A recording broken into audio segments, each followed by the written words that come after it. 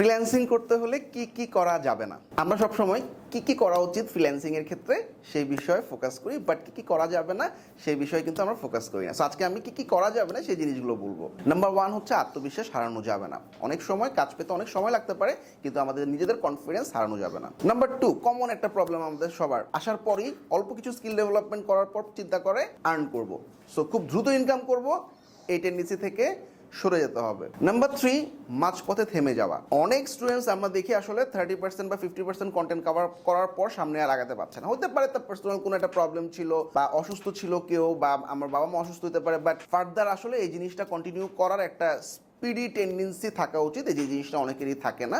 সুতরাং মাঝপথে থেমে যাওয়া যাবে না। 4 নম্বর হচ্ছে কিছুদিন পর পর স্কিল চেঞ্জ করা।